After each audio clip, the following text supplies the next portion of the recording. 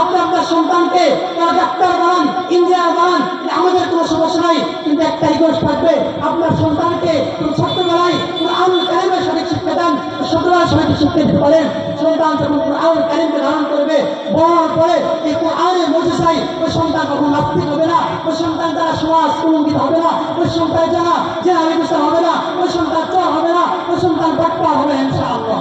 মোহতারাম হাজির, এই জন্য আমার রিকোয়েস্ট থাকবে, আপনার সন্তানকে চিরাই বানান আপনি শিক্ষা দেন, সমস্যা নাই, তো ছোট্টবেলায় আপনার সন্তানের হাতে কুরআনুল কারীমকে ধরে যান। আপনার সন্তানকে তালাবুল ইলমি ফারিদাতুন আলা কুল্লি মুসলিমের আনসারিল মিসদাক, সেই মিসদাক অনুযায়ী কুরআনুল কারীমকে শিক্ষা দিয়ে দেন। ইনশাআল্লাহ আপনার সন্তানের মাধ্যমে সঠিক শিক্ষা আশা করা যায়, সঠিক কিছু আশা করা যায় ইনশাআল্লাহ।